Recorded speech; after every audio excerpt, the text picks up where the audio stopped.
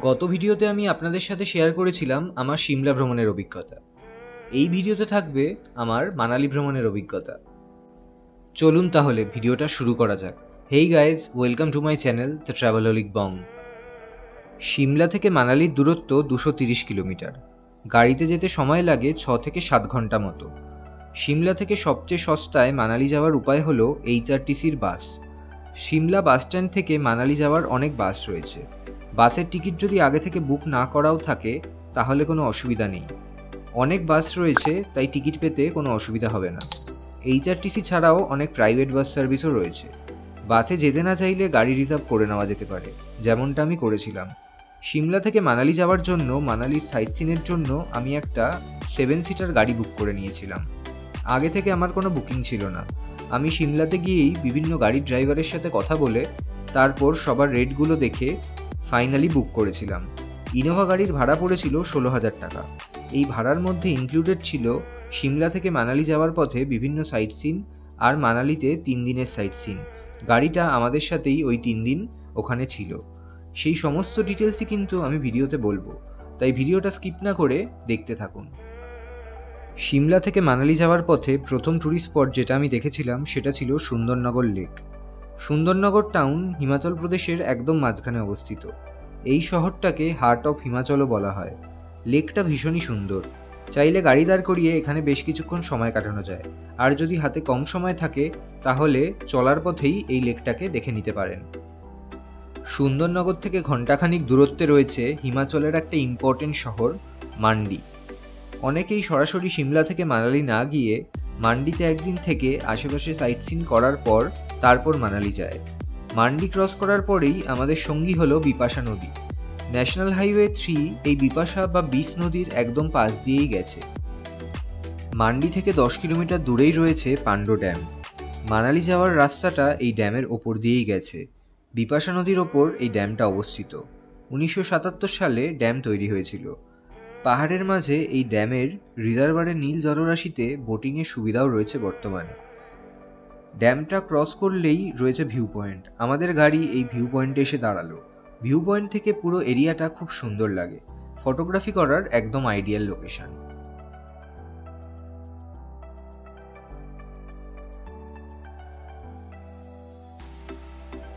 পান্ডো dam cross করে minute 5-এর ডিস্টেন্সেই রয়েছে হানগি মাতা টেম্পল। এই মন্দিরে রয়েছে মা সরস্বতীর বিগ্রহ। পাহাড়ের মাঝে ছোট্ট একটা মন্দির। চাইলে গাড়ি দাঁড় করিয়ে ভেতরে ঢুকে দেখতে পারেন, আর হাতে কম সময় থাকলে রানিং গাড়ি থেকেই মন্দির দর্শন করে নিন। বর্তমানে হিমাচলে বিভিন্ন ডেভেলপমেন্ট প্রজেক্ট হচ্ছে। নতুন রেল লাইনের কাজও হচ্ছে, তাই অনেক জায়গায় রাস্তার এক অংশ বন্ধ রয়েছে, সুতরাং ট্রাফিকের সমস্যা হতে পারে। পাহাড়ি অঞ্চলে ট্রাফিক ক্লিয়ার হতে বেশ কিছুক্ষণ সময় লেগে যায়, তাই সিমলা থেকে মানালির যাত্রা হাতে সময় নিয়ে সকাল সকাল শুরু করাই ভালো। সকাল সকাল সিমলা থেকে স্টার্ট করলে অন দ্য ওয়েতে সবকটা সাইট সিন স্পট দেখে সন্ধ্যের মধ্যে মানালি পৌঁছে যাওয়া যাবে। এরপর আমরা পৌঁছে গেলাম গেটওয়ে অফ কুলু মানালিতে। হিমাচল প্রদেশের মান্ডি ডিস্ট্রিক্ট আর কুলু ডিস্ট্রিক্টকে কানেক্ট করেছে অট টানেল। প্রায় 3 কিলোমিটার লম্বা এই টানেলটা ক্রস করলে শুরু হয়ে যায় কুলু ডিস্ট্রিক্ট। অট টানেলে প্রবেশ না করে জিবি ক্রস করে সোজা চলে গেলে পৌঁছে যাওয়া যায় হিমাচলের একটা অফবিট ডেস্টিনেশন তীর্থান ভ্যালিতে। আগামী দিনে আমার চ্যানেলে এই তীর্থান ভ্যালির ভিডিও থাকবে আপনাদের জন্য। অট টানেল থেকে কিছুটা এগিয়েই রয়েছে ভুন্টার শহর। মানালির নিয়ারেস্ট এয়ারপোর্ট হলো কুল্লু এয়ারপোর্ট। এই এয়ারপোর্টটা ভুন্টার শহরেই রয়েছে।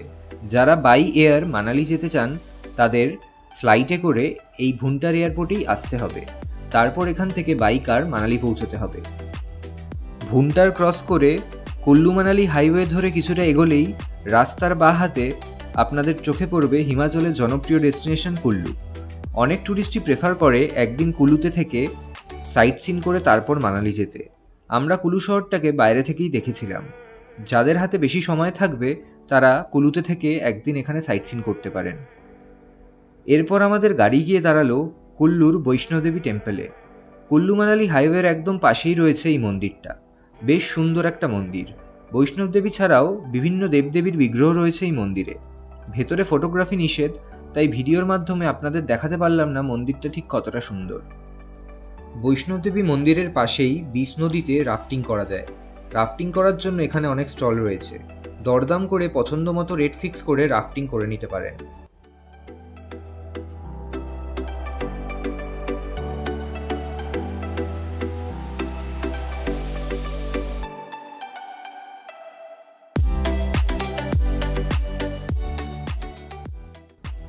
এরপর আমরা গেছিলাম কুলুর শাল ফ্যাক্টরিতে। হাইওয়ের পাশেই অনেক ফ্যাক্টরি কাম দোকান রয়েছে। আমাদের ড্রাইভার দাদা সাই শাল ফ্যাক্টরির সামনে গাড়ি দাঁড় করালো। বিল্ডিংয়ের গ্রাউন্ড ফ্লোরে রয়েছে ফ্যাক্টরি, এখানে হ্যান্ডলুম মেশিনগুলো বসানো রয়েছে, আর ফার্স্ট ফ্লোরে রয়েছে শপিং আউটলেট। সব দোকানেই অথেন্টিক কুলুর পশমিনা শাল পাওয়া যায়। এছাড়াও বিভিন্ন ভ্যারাইটি রয়েছে। শাল ছাড়াও শীতের জামা কাপড় পাওয়া যায় এখানে, তবে আমার এখানে সব জিনিসপত্রের দামটাই একটু বেশি মনে হলো। শাল ফ্যাক্টরি ঘুরে ফাইনালি পৌঁছে গেলাম মানালিতে। ঘড়িতে তখন সন্ধে 7টা বাজে। মানালিতে হোটেল আমার আগে থেকেই বুক করা ছিল, হোটেল ব্লু হেভেন। আমি মানালিতে আছি ব্লু হেভেন হোটেলে, একদম ম্যালের কাছেই, জাস্ট 2 মিনিট ডিস্টেন্স। আমি হোটেলের রুম রিভিউটা দিয়ে দিচ্ছি। এই হচ্ছে রুম। আমাদের একটা ফ্যামিলি রুম আছে, এই রুমে 4 জন থাকা যায়। দরজা দিয়ে ঢুকেই এই হচ্ছে ফার্স্ট রুম, যেখানটায় একটা ডাবল বেড আছে, আর এটা হচ্ছে ভেতরে গিয়ে সেকেন্ড রুম। এখানেও একটা ডাবল বেড আছে, এখানে টিভিও আছে।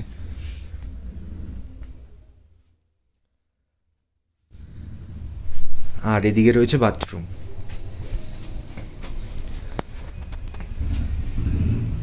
এখানে একটা মিরর দেওয়া রয়েছে, ব্ল্যাঙ্কেট সাফিসিয়েন্ট দেওয়া রয়েছে। আর এই হচ্ছে বাথরুম। বাথরুমে গিজার আছে, বাথরুমটা স্পেসও আছে যথেষ্ট, কিন্তু একটাই সমস্যা যেটা আমার মনে হলো, যে 4 জনের জন্য একটাই বাথরুম।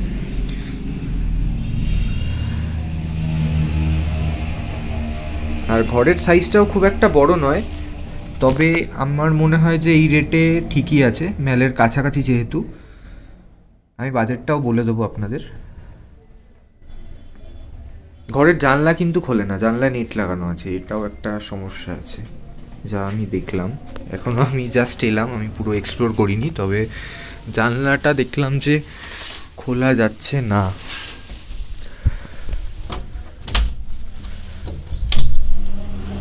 না, জানলা খোলা যাচ্ছে না, নেট দেওয়া রয়েছে।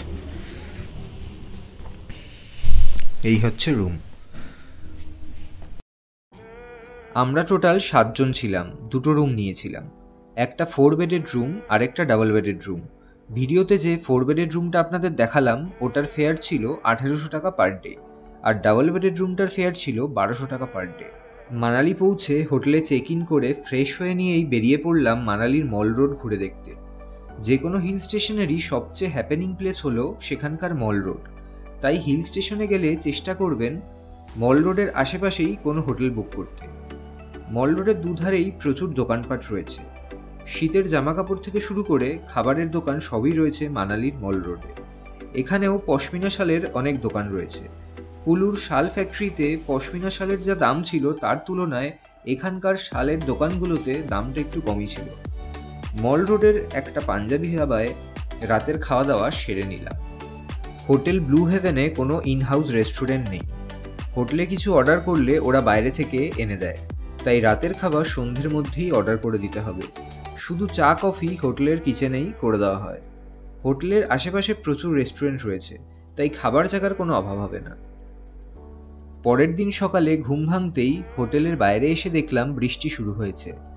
ওই দিন মানে মানালি ট্রিপের প্রথম দিন আমাদের কাসল মণিকরণ যাওয়ার প্ল্যান ছিল, কিন্তু ড্রাইভার দাদা বলল আজ সোলাং ভ্যালিতে স্নোফল হওয়ার খুব চান্স রয়েছে। ওনার কথা মতো ওই দিনের প্ল্যান চেঞ্জ করে আমরা চললাম সোলাং ভ্যালি আর অটল টানেল দেখতে। মানালি টাউন থেকে বেরোতেই বৃষ্টি আরো জোরে পড়তে শুরু করলো। তারপর কিছুক্ষণের মধ্যেই বৃষ্টির বদলে শুরু হলো স্নোফল। হঠাৎ করে চারপাশের দৃশ্যগুলো যেন বদলে যেতে শুরু করলো। রাস্তার আশপাশটা পুরো সাদা হয়ে গেল। শীতকালে যেই জন্য হিমাচলে আসা সেটা একদম সার্থক। সোলাং ভ্যালিতে শীতকালে অর্থাৎ ডিসেম্বর থেকে ফেব্রুয়ারি বরফ তো দেখাই যায়, কিন্তু স্নোফলটা লাকের ওপর ডিপেন্ড করে। ওই দিন আমাদের ভাগ্য ভালো ছিল, তাই বরফে হাঁটার সাথে সাথে বরফের বৃষ্টিও এনজয় করতে পেরেছিলাম। সোলাং ভ্যালি যাওয়ার রাস্তায় বেশ কয়েকটা দোকান রয়েছে যেখানে বরফে চলাচল করার জন্য জামা কাপড় ভাড়া পাওয়া যায়। স্কি স্যুট আর গাম বুট ভাড়া পাওয়া যায় পার হেড 250 টাকা করে। সব দোকানেই মোটামুটি ফিক্সড রেট। সোলাং ভ্যালিতে গেলে স্কি স্যুট নিতেই হবে, কারণ ওই বরফে হাঁটাচলা করার জন্য স্কি স্যুট আর গামবুট মাস্ট। ওগুলো ছাড়া নর্মাল জামা কাপড় পরলে সেগুলো ভিজে যাবে। স্নোফল হলে ট্যুরিস্টদের যে প্রবলেমটা ফেস করতে হয় সেটা হলো সোলাং ভ্যালি অবধি গাড়ি যায় না। আর সোলাং ভ্যালি অবধি যেতে না পারলে অটল টানেল অবধি গাড়ি যাওয়ার তো কোনো প্রশ্নই আসছে না। আমাদের গাড়িও কিছুটা এগিয়ে আর যেতে পারলো না। গাড়ি থেকে নেমে পাশের একটা দোকানে ব্রেকফাস্ট সেরে নিলাম, তারপর হেঁটে হেঁটে সোলাং ভ্যালি অবধি পৌঁছে গেলাম। সেদিন প্রচণ্ড স্নোফল হচ্ছিল, তাই সোলাং ভ্যালির বিভিন্ন স্নো স্পোর্টস অ্যাক্টিভিটিগুলো বন্ধ ছিল। শীতকালে রোটাং পাস তো বন্ধই থাকে, তবে আমাদের প্ল্যানের মধ্যে সোলাংয়ের সাথে অটল টানেলটাও ইনক্লুডেড ছিল। এবারের ট্রিপে মানালিতে গিয়ে অটল টানেলটা আর ঘোরা হলো না। গরমকালে মানালি গেলে সোলাং ভ্যালিতে প্যারাগ্লাইডিং করা যায়। শীতকালে চারিদিকে বরফে ঢেকে থাকে, তার জন্য প্যারাগ্লাইডিং এই সময় হয় না। জানুয়ারি ফেব্রুয়ারিতে যারা যারা মানালি ঘুরতে গিয়ে সোলাং ভ্যালির বরফ এনজয় করেছেন আর স্নোফলও দেখেছেন, তারা নিজেদের এক্সপিরিয়েন্স কমেন্ট বক্সে শেয়ার করবেন। এখন আছি আমরা সোলাং ভ্যালিতে। চারিদিকটা খালি দেখুন আপনারা। আজকে হেভি স্নোফল হয়েছে, চারিদিকে প্রচণ্ড বরফ, হেভি স্নোফল হয়েছে আজকে। আর আমরা এতটাই লাকি যে আজকে সকাল থেকেই ঠিক স্টার্ট হয়েছে, কালকে রাতে কিন্তু ছিল না বরফ। গরমকাল হোক বা শীতকাল হোক, সোলাং ভ্যালি যাওয়ার রাস্তাটায় খুব ট্রাফিক থাকে সারা বছরই। তাই যেদিন সোলাং ভ্যালির প্ল্যান থাকবে সেই দিন একটু সকাল সকাল হোটেল থেকে বেরিয়ে পড়াই ভালো। আমাদের যেমন গাড়ি 3 দিনের জন্য রিজার্ভ করা ছিল, তবে যারা মানালি থেকে সোলাং ভ্যালি আর অটল টানেল দেখার জন্য গাড়ি বুক করবেন, তাদের 7 সিটার কার মোটামুটি 3,500 থেকে 4,000 টাকা মতো নিতে পারে। এর থেকে কম পেয়ে গেলে তো আরোই ভালো। আজ আমার মানালি ভ্রমণের সেকেন্ড ডে। আজকে যাওয়ার কথা ছিল সোলাং ভ্যালি, রোটাং পাস, তারপর অটল টানেল, কিন্তু এখন শীতকালে তো রোটাং পাস বন্ধ। আর আজকে আনফর্চুনেটলি অটল টানেলটাও যেতে পারিনি, কারণ সোলাং ভ্যালির পর গাড়ি যেতেই দিচ্ছে না। মানে অ্যাকচুয়ালি সোলাং ভ্যালি অবধি গাড়ি যেতে দিচ্ছে না, তার অনেকটা আগেই গাড়ি আটকে দিয়েছিল। আমরা ওখান থেকে হেঁটে হেঁটে সোলাং ভ্যালিটা দেখলাম, কিন্তু তারপর আর যেতে পারলাম না। বাট ভালো জিনিসও হয়েছে, সেটা হচ্ছে আজকে প্রচুর স্নোফল হয়েছে। এক্ষুনি জাস্ট ফিরলাম হোটেলে, এখন হোটেল রুমে আছি। আমাকে হিটারটা নিতে হয়েছে, হিটারটা রুমে ছিল না। আমি চাইলাম ম্যানেজারের কাছে যে একটা হিটার দিন, কারণ আজকে প্রচণ্ড ঠান্ডা। আর পুরো মানে স্নোতে কি হয়, ভিজে যায় জামা কাপড়। মানে ড্রেস ভাড়া তো নিতেই হয়েছিল, ড্রেস জুতো সবই ভাড়া নিয়েছিলাম। 250 টাকা করে নিয়েছিল পার হেড। আমাদের ড্রাইভার দাদাই একটা দোকানে নিয়ে গেছিলো, অনেকগুলো দোকান আছে তো ওনার চেনা পরিচিত একটা দোকানে নিয়ে গেছিলো। এরকমই ফিক্সড রেট 250 টাকা করে, পুরো ড্রেসও দেবে আর জুতোও দেবে, সব কিছু একসাথে। আর যদি মোজা নিতে হয়, কারণ যে মোজাটা পরে গেছিলাম সেটা ওই জুতোর ভেতরে পড়লে ওটা ভিজে যাবে, তো আলাদা করে মোজা নেওয়াটাই বেটার। মোজা নিয়েছিলাম, মোজাটা কিন্তু কিনতে হবে 100 টাকা করে। আর গ্লাভস কিনতে চাইলে সেটাও আছে, গ্লাভসটাও কিনতে হবে। মোজা আর গ্লাভস দুটো ওরা ভাড়া দেবে না, 100 টাকা করে নেবে, ওটা আলাদা করে কিনতে হবে। হ্যাঁ, ড্রেস আর জুতো 250 টাকা ভাড়া। কিন্তু তাতেও কিছু কিছু মানে পুরোটা তো আটকায় না, ভিজেই যায়, জামা কাপড় ভিজে গেছিলো। এখন হিটার নিয়ে জামা কাপড় শোকাচ্ছি। অটল টানেলটা যেতে পারলাম না, এটা একটা মিস হয়ে গেল, কিন্তু স্নোফলটা আজকে প্রচণ্ড এনজয় করেছি। মানালিতে সেকেন্ড দিনও ডিনার সারলাম নর্থ ইন্ডিয়ান একটা ধাবায়। যারা স্ট্রিট ফুড ট্রাই করেন বিভিন্ন জায়গার, তারা হিমালয়ান ট্রাউট ফিশ ট্রাই করতে পারেন মানালিতে গিয়ে। প্রথম দিন ঘুরেছিলাম সোলাং ভ্যালি, আর পরের দিন সকাল সকাল বেরিয়ে পড়লাম কাছলের উদ্দেশ্যে। যেদিন কাছল মানিকারণের প্ল্যান থাকবে সেই দিনও প্রায় সকাল থেকে সন্ধে অবধি এই দুটো জায়গা দেখতে দেখতেই কেটে যাবে। কাছল ক্রস করে প্রথমে পৌঁছলাম মণিকরণ সাহিব গুরুদুয়ারাতে। পাহাড়ের মাঝে বিখ্যাত এই গুরুদুয়ারাটা অবস্থিত। এখানে রয়েছে ন্যাচারাল হট স্প্রিং। চাইলে এখানকার বাঁধানো পুকুরে নেমে গরম জলে স্নান করা যেতে পারে। হট স্প্রিংয়ে স্নান করার জন্য ভালোই বন্দোবস্ত রয়েছে এখানে। কুল্লু এয়ারপোর্ট ক্রস করার পরেই কিছু দূর গিয়ে বিপাশা নদী দুভাগে ভাগ হয়েছে। ডান দিকে বেঁকে কাছল মানিকারণের দিকে চলে গেছে পার্বতী নদী। এই পার্বতী নদীর ধারেই রয়েছে মণিকরণ সাহিব গুরুদুয়ারা। দুপাশে পাহাড় আর তার মাঝখান দিয়ে বয়ে গেছে পার্বতী নদী। এই অঞ্চলটার নাম তাই পার্বতী ভ্যালি। সব গুরুদুয়ারার মতো এখানেও রয়েছে লঙ্গরের ব্যবস্থা। ওই দিন দুপুরে আমরা মণিকরণ সাহিব গুরুদুয়ারার লঙ্গরেই খাবার খেয়েছিলাম। গুরুদুয়ারার আশেপাশে রয়েছে থাকার জন্য কয়েকটা হোটেল। তবে পার্বতী ভ্যালিতে থাকতে চাইলে অধিকাংশ ট্যুরিস্টই কাছলে থাকা প্রেফার করে। কাছলে প্রচুর হোটেল রয়েছে, রিভার ক্যাম্পিং সাইটও রয়েছে। কাছলের মেন সাইট সিইং হল মানিকরণ সাহিব গুরুদ্বারা আর তার সাথে পার্বতী ভ্যালির সৌন্দর্য। যারা অফবিট লোকেশনে থাকতে পছন্দ করেন তারা মানালিতে একদিন কম থেকে একটা দিন কাছলে থাকতে পারেন। গুরুদ্বারা ঘুরে ফেরার পথে আমরা কাছলের একটা ক্যাফেতে দাঁড়িয়েছিলাম চা খাওয়ার জন্য। বেশ সুন্দর ক্যাফেটা। কাছলে প্রচুর ক্যাফে আর রেস্টুরেন্ট রয়েছে একদম রিভার বেডের ঠিক পাশেই। মানিকরণ ঘুরতে গেলে এই সমস্ত রেস্টুরেন্টগুলোতে লাঞ্চ সেরে নিতে পারেন। মানিকরণ সাহিব গুরুদ্বারার পাশে কিছু হিন্দু দেবদেবীর মন্দিরও রয়েছে। গুরুদ্বারা যাওয়ার রাস্তাতেই চোখে পড়ল রাম মন্দির, আর গুরুদ্বারার একদম পাশেই রয়েছে একটা শিব মন্দির। এখানকার হট স্প্রিংয়ের জলকে খুব পবিত্র বলে মনে করা হয়। গুরুদ্বারার লঙ্গরের খাবার দাবার কিন্তু এই হট স্প্রিংয়ের জলেই রান্না করা হয়ে থাকে।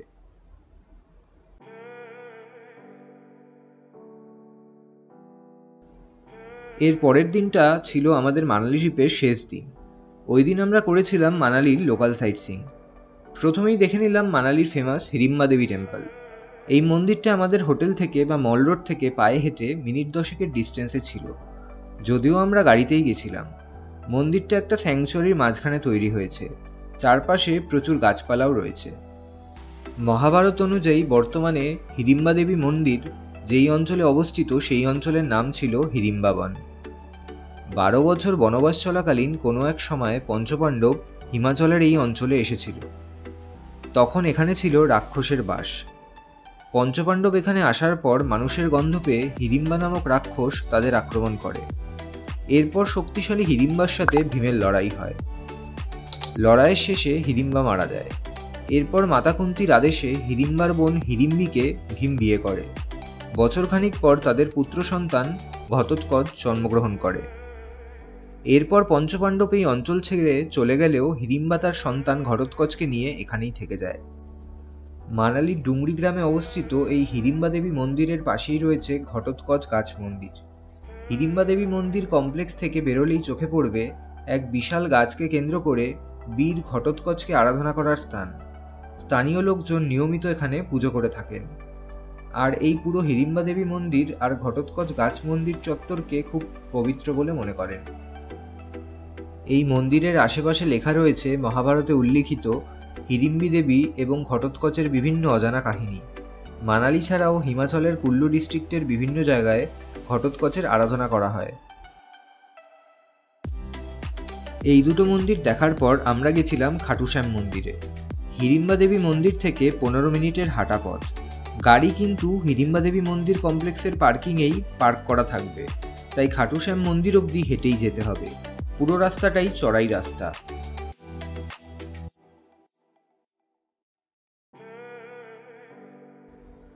আমাদের পরের গন্তব্য ছিল Manali club house. Himachal tourism development corporation পরিচালিত এই ক্লাব হাউসে রয়েছে অনেক ইনডোর আর আউটডোর গেম। ক্লাব হাউসের এন্ট্রি ফি 10 টাকা পার পার্সন। ক্লাব হাউসে স্নুকার, টেবিল টেনিসের মতো ইনডোর গেম রয়েছে। আর আউটডোর গেমের মধ্যে রয়েছে rope climbing, river crossing, zip lining এই সমস্ত। এছাড়াও অনেক খাবারের দোকান, বার কাম রেস্টুরেন্ট রয়েছে এখানে। এখানে চাইলে স্পোর্টস অ্যাক্টিভিটি করাই যেতে পারে, কিন্তু আমার সাজেশন এখানে রিভার ক্রসিং আর জিপ লাইনিং খুবই ছোট, তাই সেটা বাচ্চাদের জন্যই ঠিক আছে। অ্যাডাল্ট যারা স্পোর্টস অ্যাক্টিভিটি করতে চান ঘুরতে গিয়ে, তারা এখানে না করে কুল্লুতে বা সোলাং ভ্যালিতে এই ধরনের স্পোর্টস অ্যাক্টিভিটি করতে পারেন। এরপর আমরা চলে গেছিলাম ওল্ড মানালিতে। এখানে বেশি ট্যুরিস্ট থাকতে প্রেফার করে না, তাই ওল্ড মানালি বেশ শান্ত। এখানে হোটেল বেশি নেই, তবে প্রচুর ক্যাফে আর রেস্টুরেন্ট রয়েছে। ক্লাব হাউস থেকে ওল্ড মানালির রাস্তা ধরে বেশ কিছুটা হেঁটে পৌঁছে গেলাম ওল্ড মানালির মনু টেম্পেলে। এটি হলো পৃথিবীর একমাত্র মন্দির যেই মন্দিরে ঋষি মনুর আরাধনা করা হয়। মনু টেম্পল অবধি লোকাল অটো ছাড়া কোনো গাড়ি যায় না। নিচ থেকে মানে ক্লাব হাউসের সামনে থেকে মনু টেম্পল অবধি অটো ভাড়া নেয় আপ ডাউন 300 টাকা। মানালির লোকাল সাইট সিইং শেষ হলো একটা মনাস্ট্রি দিয়ে। মানালির মল রোডের কাছেই রয়েছে ইংমাপা বুদ্ধিস্ট মনাস্ট্রি। এখানে কোনো এন্ট্রি ফি নেই। মল রোড ঘুরতে ঘুরতে পায়ে হেঁটেই চলে যাওয়া যায় এই মনাস্ট্রিতে। মনাস্ট্রির উল্টো দিকে রয়েছে বনবিহার। এখানে রয়েছে ছোট একটা জু। এন্ট্রি ফি পার পার্সন 50 টাকা। ভেতরে একটা পার্ক আর কিছু জন্তু জানোয়ার রয়েছে। এই জায়গাটা চাইলে স্কিপ করতে পারেন। হাতে সময় থাকলে দেখে নিন, আর যদি সময় কম থাকে তাহলে এই জায়গাটা স্কিপ করে দিতে পারেন। এবার আপনাদের মানালির কিছু ইম্পর্টেন্ট ইনফরমেশন দিয়ে দিই। মানালিতে কিন্তু পাবলিক প্লেসে স্মোকিং অ্যালাউড নয়। মানালি মল রোডের আশেপাশে যে কোনো জায়গায় যদি আপনাকে সিগারেট খেতে পুলিশ দেখে নেয় তাহলে সঙ্গে সঙ্গে ফাইন করে দেবে।